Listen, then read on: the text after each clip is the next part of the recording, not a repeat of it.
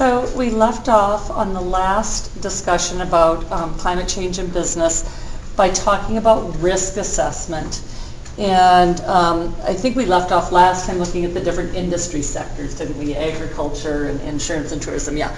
So I'd like to just talk today about some of the different classes of risk.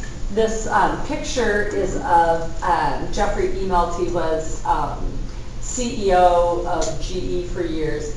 And he said, many CEOs have not been forthcoming about the business risk related to changes in climate change policies and have failed to exercise their fiduciary responsibility by not assessing and communicating the impact of emissions regulations on their businesses. What is a fiduciary responsibility? That's kind of a mouthful. Fiduciary responsibility. Ever heard the term? Isn't it kind of like a sort of like a financial responsibility? It is. It's a legal responsibility to make the best decisions for somebody else. If you were taking care of a developmentally delayed sibling, you would have fiduciary responsibility to him or her to take care of their health, their money, their well-being. Okay? Fiduciary responsibility, if you're on the board of directors for a business, is to the shareholders, to the employees, to the communities. So what he's saying is it's a heightened responsibility from a legal standpoint in statutory law. So I'm responsible for my own actions, filing my tax returns, not killing someone, paying my taxes, But fiduciary responsibility is even a heightened responsibility because it's taking care of somebody else, right? You've got responsibility to somebody else. So under law, it's really like a supersized responsibility or accountability. So he's saying that they're really not doing it. A lot of these business leaders, CEOs, they're just not doing it. So what kind of risks are we talking about? Well, I guess it is important to know the different categories of risk. But there's physical risk, which is human health risk, and we talked about that. How would you like to be working in the fields in southern Texas when it's 120 degrees? Or geez, the fire chaos we've seen in Northern California. We talk about physical risk. Regulatory risk, when financial markets or ecosystems or trade gets out of balance, then our legislators go and regulate us to get us back in balance. So this is part of understanding what sorts of regulations are pending as pertains to your business. Fixed asset risk, i.e. stranded assets. Stranded assets is a term that refers to, well, it's pretty directed to the oil and gas industry. So they reckon there's about $500 billion of assets under the Earth's crust, right? Obviously, gas, oil, coal, natural gas, etc. About $500 billion. If there was massive regulations and they were no longer able to extract those assets and monetize them or turn them into money, they're called stranded assets. It's a pretty rare concept. If you have an asset, you're going to exploit it. So stranded assets. Other examples in countries like right now, Bolivia is in complete chaos, right? So if I had assets in Bolivia and I couldn't get them out, they would be stranded assets. So it's something I own, but it's becoming worthless because of something else that's going on around. Product risk, this is talking about toxicity and microplastics and all the risks, potential risks of product liability. So if you're selling toys that are being produced in China, you run a product risk that it hasn't passed quality control at an appropriate level and it's got lead paint in it.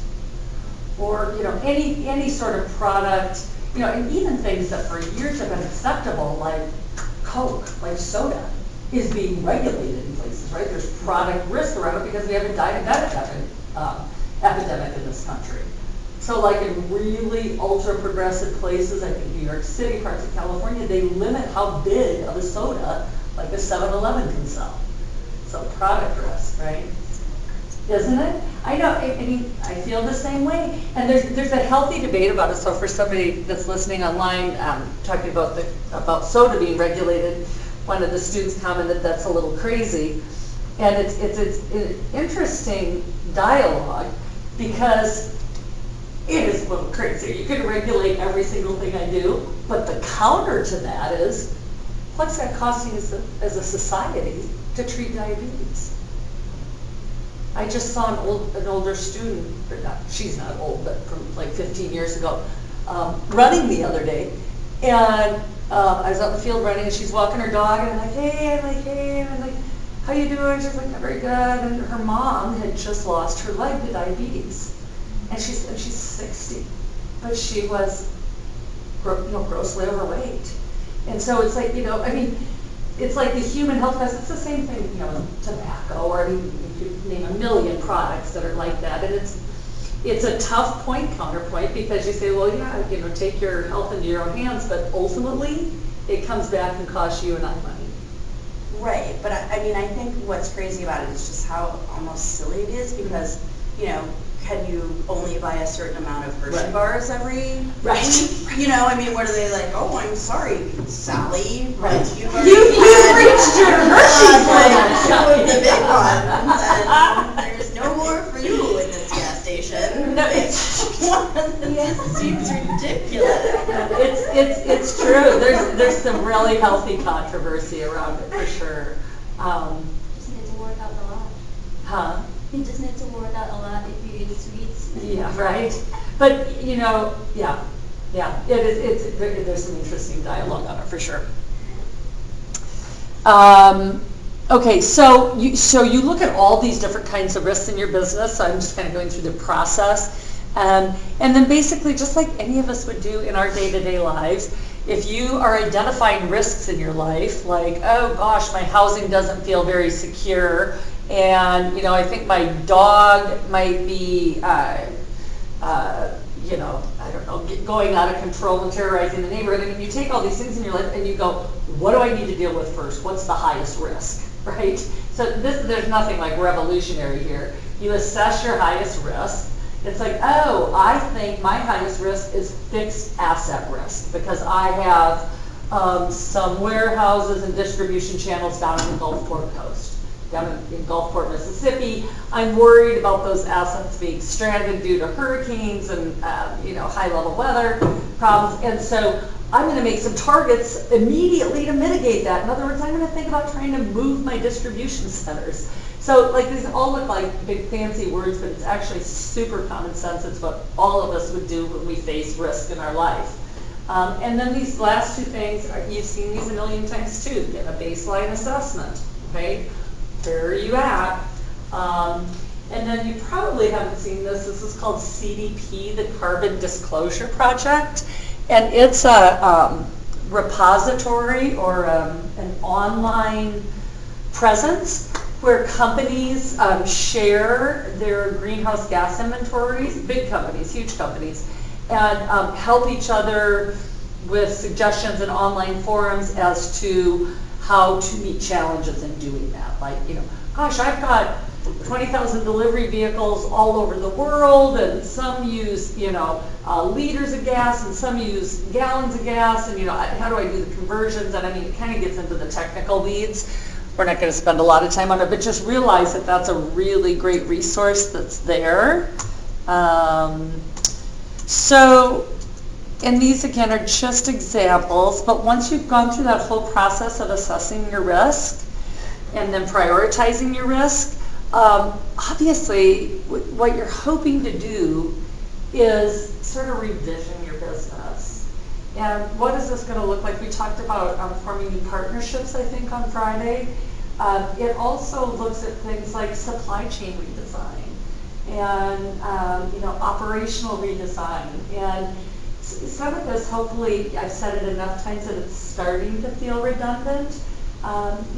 What new products might I develop?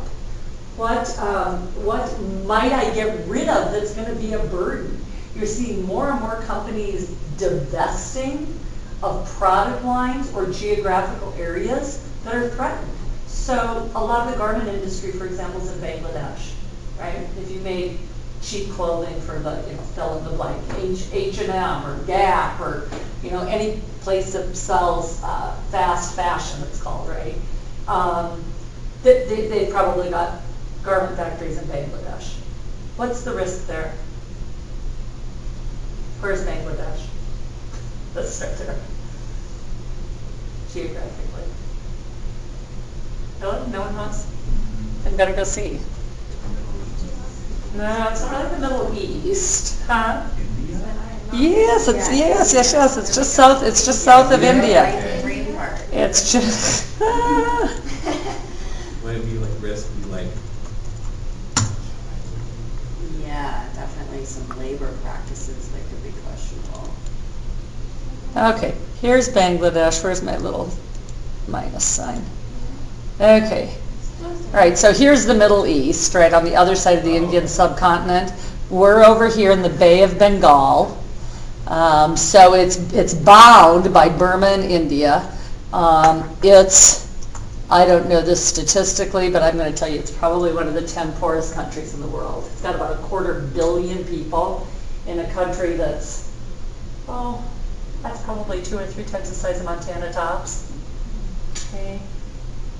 What are you worried about there? Just look where it sits geographically. Yes, labor practices are huge. In fact, probably in the last 2 years, one of these, this is the capital, Dhaka, one of the garment factories burned down with 1,000 workers in it. And it's just a super corrupt system, so you just pay off the building engineers that are supposed to certify these things. Well, what's the first thing you notice about where it's poised geographically? Social unrest, government unrest. Myanmar, it's been embroiled for It's in the middle of a hotbed of conflict. Yeah. China is right around, right? Just Pressures, resource pressures from China, conflict from Burma, and it's an oceanfront country. That's happening to sea level. It's rising. We're already seeing mass migrations of people from the coast of Bangladesh. Right? These are subsistence level farmers and fishermen. Subsistence level means that all they do every day, all day, is try to extract enough protein, food, to subsist another day. That's what you're never looking to accrue wealth or get out of your situation or better yourself. You're just subsisting every day. Okay? 250 million people, sea level rise, fisheries getting washed out. What do people do? They start to migrate. They start to move.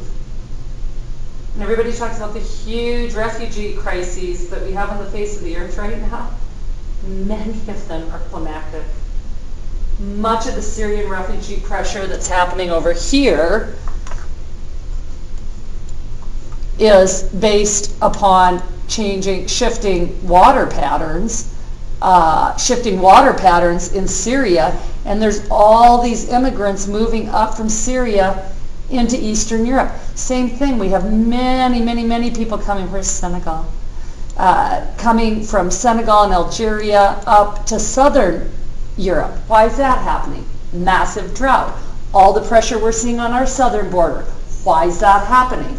Drought, right? They're called eco-refugees. They're in crisis. They have to leave their own homeland to move to find somewhere else to subsist, right? And this is not new in the Earth's history, by the way. Whenever there's mass resource chaos, people start to move. So that's not new. So these are all sort of part of, let me wrap this back around, where was I? Oh, divesting. Divesting or changing your distribution logistics. Am I going to want to hold on to my warehouses, my clothing warehouses in Bangladesh, is the beginning and the end of my question. And the answer might be no. And so you can see for the people of Bangladesh what happens. Now your economic opportunities are drying up. But I'm a business owner and I'm like, I don't want to own factories when I can clearly see that it's a chaotic region. It's going to get more chaotic as resources get constrained and the sea level's rising. I'm going to move up to Thailand. It's a little more expensive, but it's more secure. Although actually Thailand isn't that secure right now either. They've got a pretty crazy king, don't they? Know anything about it? Yeah, they've got some pretty crazy tumultuousness there too. Hong Kong's still protesting, so that's what I know. It's getting worse too. The government's getting worse. Yes. We're just talking about what's going on in Hong Kong. Yeah, 1 million people on the streets. Yeah, and now the government's starting to make threats about using deadly force instead of just, which is really scary because they could actually do it. That writing was always on the wall. I mean, Hong Kong's been independent since the late 40s, and it's such a rich commercial hub. I mean, China has wanted that back for a long time. It is scary. So glad I'm here in Missoula, Montana. Okay, CDP, this is what I was just talking about. This is where companies are using data to help each other understand their greenhouse gas inventories and their carbon disclosure, and it helps investors because they can go and look at these reports. So anybody that's really in this carbon disclosure world, I would bet that our friend, what was his name from Clearwater, Paul, when he did the sustainability report for Clearwater, I can almost guarantee that he accessed the Carbon Disclosure Project for help. Just right down here, planning, analyzing, benchmarking, setting up the study, performing the study, taking a look at the results.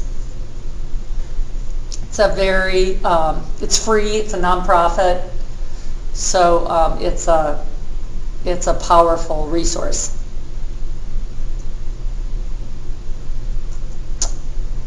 Okay, so here's the issue, and it's sort of funny, and it's almost counterintuitive because we always think of businesses as, pro-business as, anti-regulation, free market, anti-tax, et cetera, and that's largely true. I mean, there's plenty of businesses that would fit that model. But commerce, i.e. big business in general, even if they say they're climate deniers, I just really believe that at the end of the day, before they go to sleep, they're worried about it. They know that it's going to impact their business. They have got pressure not to come out right at this point in time and admit that they recognize the problem, because then they're supposed to do something about it, right? Remember that very last slide that Peter showed us on cognitive dissonance? I believe in climate change, but I drove my SUV to school. It's like I had some light party conversation at a dinner we were at on Saturday night. Everyone's like, stop. Can we just talk about like pop culture or something? You are such a buzzkill. And I'm like, okay. It's like Peter's slideshow really was pretty provocative to me. So commerce, this big business is saying, we want direction. We want to know where, how this country is going to contribute globally to mitigating climate change. And it's pretty interesting. The two big groups I want to talk about is the U.S. Climate Action Partnership and then INCR. It's the Investors Network. I'm going to have to pull up the slide to get the exact acronym. But basically, here's what they're trying to do. The overview is, this is what they want. They want to have a simple and transparent climate policy. This is what we're going to do in America. We're going to ratchet back our emissions 5% a year. If I'm a business owner and I've got a goal that I know is going to be required of me, I'm going to figure out how to jump through the hoops, right? Because I want my business to keep going. If they tell me your taxes are going to go up or down, I'm going to adjust my budget for that. So I want something simple and transparent. I want to, obviously, as a business person, a way to know that I'm going to have an energy supply that's not going to be suffering from brownouts and blackouts. Have you guys followed what went on in Northern Cal with the wildfires this year? They had enforced blackouts where they told the whole city of San Francisco, my son and daughter-in-law and granddaughter lived there, you're not going to have power for the next 2 days because we've got 80-mile-an-hour winds coming in, and we're at high fire danger. Everything's shut down. BART, their public transport system, everything that relies on energy. I mean, hospitals have backup generators and the city, and et cetera. But like, San Francisco went black for 2 days. Okay? A lot of times on the East Coast, we're seeing more and more hot surges or longer surges in the middle of the summer with the humidity, and you'll see rolling brownouts. So this is very alarming if you own a business, obviously. So whatever the policy is, you want to ensure that you have affordable and a solid energy supply. I want to be positioned for the future. Have you ever heard the term peak oil? Peak oil. It was coined by I think a geologist in the 50s who, just from geological mapping, said it's not that we're running out of oil, we're running out of easily accessible oil. And we can see that around us, right? Like with the big Exxon spill, we're having to drill deep into the ocean for it. They want to go into the Arctic National Wildlife Refuge for it. We're going up to the tar sands in Alberta. So there's still oil under the Earth's crust. It's just harder to get to. It's more dangerous environmentally, and it's more expensive. So, I mean, clearly at some point, the cost of oil will bear those costs, will reflect those costs. So, you know, are you positioned for that? As part of the policies, they want to see what they want it to be predictable. They want to understand how it's going to impact their business, and as much as possible. The last one, we want to keep our biodiversity and our ecosystems intact. So this isn't just me and my 5 hippie friends knocking on the door of my local senator's office. These are, we're going to see on the next page, I think I've got some laundry list of different companies. These are major multi-billion-dollar companies that are huge players on Wall Street. They're the ones that are saying, this is what we want to see from climate policy. And they're knocking on their senators and House of Representatives doorsteps, and they're actually getting in, and they're making a difference. It doesn't feel like it. It's not sexy. It's not a soundbite that you see when you flip on CNN or Fox. but it really is happening sort of in the background. I can't tell you there's been a lot of concrete movement based on this, but I think some groundwork's being laid. So basically what are they're asking for? There's really 2 things, and it's really a hybrid realistically, but there's 2 kinds of things that, kinds of policy modalities. Modalities just a big word for model or choice or framework. Policy modalities. It's here, it sucks, it's not going away, we need to adapt to it. This is like build higher seawalls, right? Move away from the forest, cut down the forest so that it can't burn anymore, right? Shift your whole community 50 miles inland, right? It's like, it's here, kind of futuristic-y, kind of Mad Maxy, but you need to do it. So yeah, revamp your distribution systems, build up your seawalls, retrofit your buildings. So, of course, we don't deal with this so much in America. Although some places we do. If you live in Flint, Michigan, they sure do. But it's like, you know, how do I ensure safe drinking water as sea levels rise? What happens to your drinking cisterns, right? Those are impacted. So, yeah, adapt. So that's one of the big buckets of policy modalities for climate change. How do we adapt to it? It's here. What this is referring to is once a year we all get together as a international body called COP, something of parties, Conference of Parties. I think this is a little dated. We just had COP 24 this year. And this was before our current administration. Obama was actually at COP 21. And one of the things that became really clear immediately, and going back to my example of Bangladesh is pretty salient. the wealthy countries cause these problems. We saw that with our ecological footprint, right? The countries like Bangladesh, they don't even use their fair share. They probably use 0.5 of a hectare, right? And we saw what we all used, right? So, quote unquote, and I'm not into blame shifting or, generational blame shifting, but realistically, the affluent countries contributed more than their fair share to this problem. So the theory is, or was at COP, is we need to form this fund, with a big ass balance in it, to help all the third world countries do things like figure out where 250 million people are going to go because they can't live in their current country anymore, right? So, disaster relief, safe drinking water, all these kinds of things. So my point is that the Green Climate Fund is all about adaptation. It's here, what do we do with it? There was a really moving film at the Big Sky Film Festival last spring. I can't remember the name of it, but it was the chief of Kiribati, which is a little Micronesian island country, and it's the first country that we've completely lost underwater. And I think he had about 80,000 people he needed to move. And so he's going to surrounding countries that have, island countries that have similar genetic, but they're different linguistically and culturally. And it'd just be like if all of a sudden we're like going to Canada going, we can't really live in America anymore, but we're kind of like you. Can we come here? And so obviously other countries are stressed about doing that because their resources are limited too.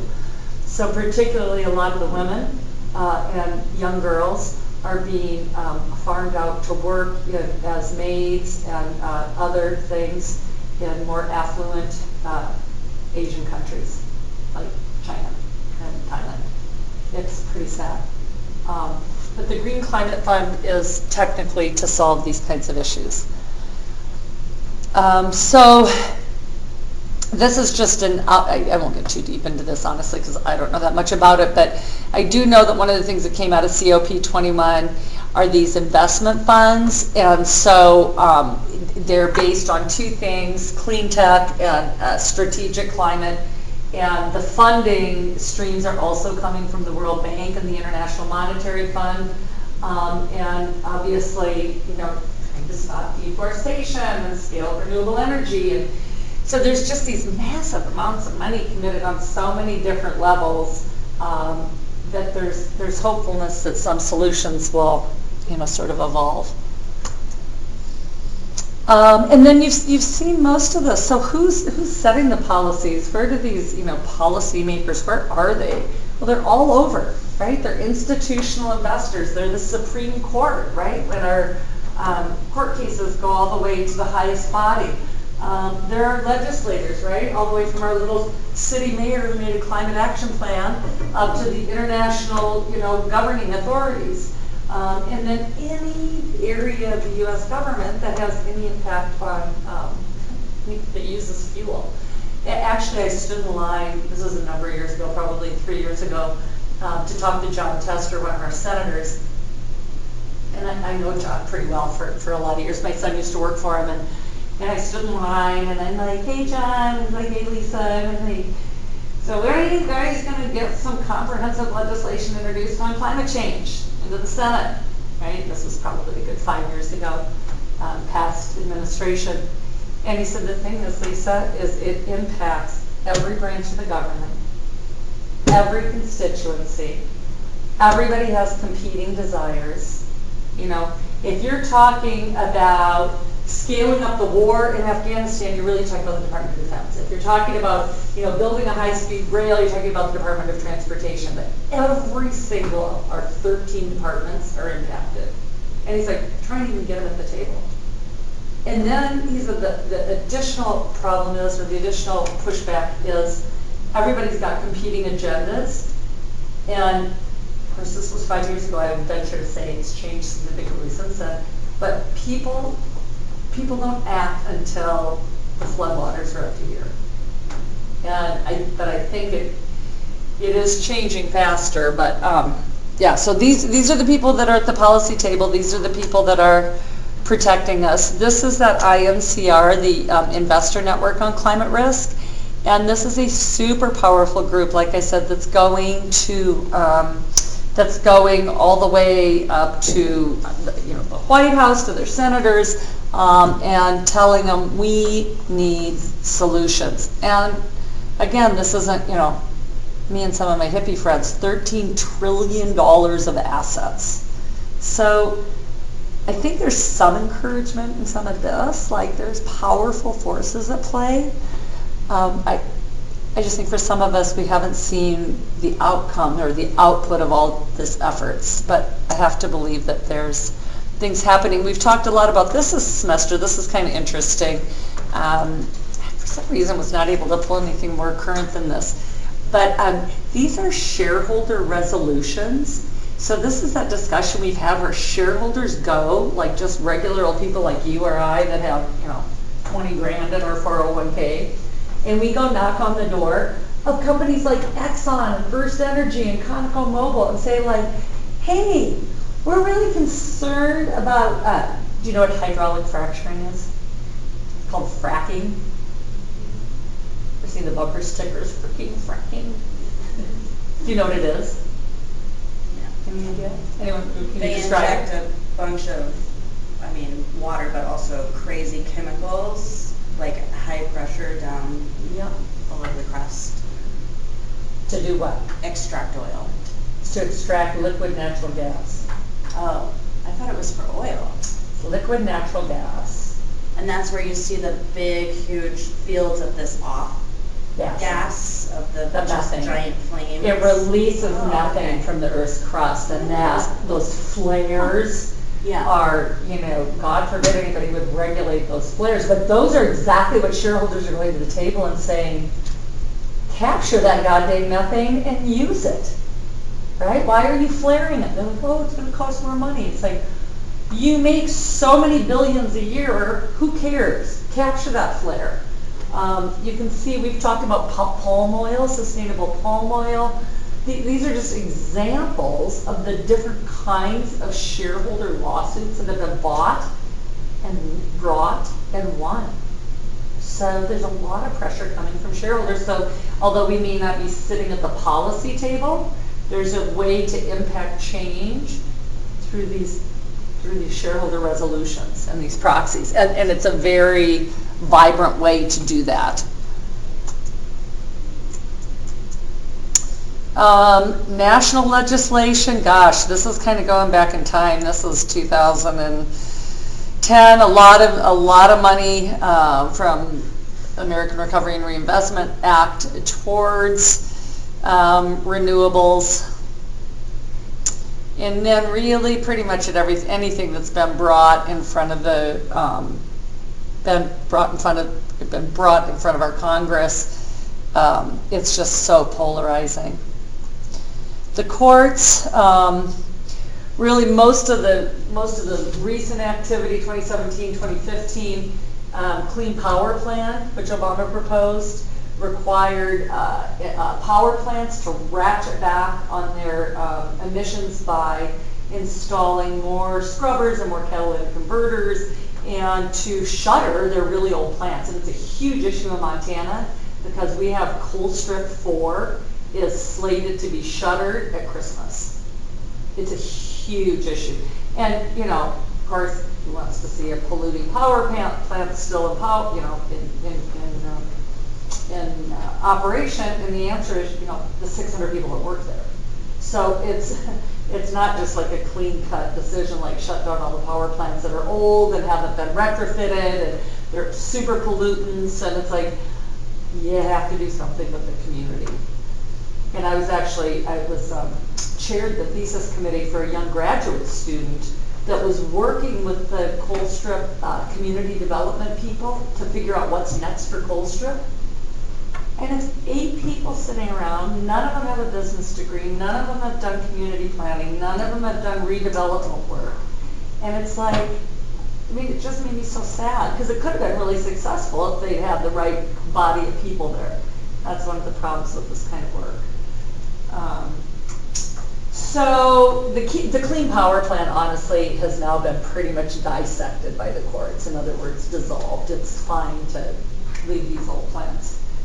Yeah, you can see this is the Supreme Court. Even before the 2 appointments that Trump's made, the Supreme Court was not really on the side of the environment.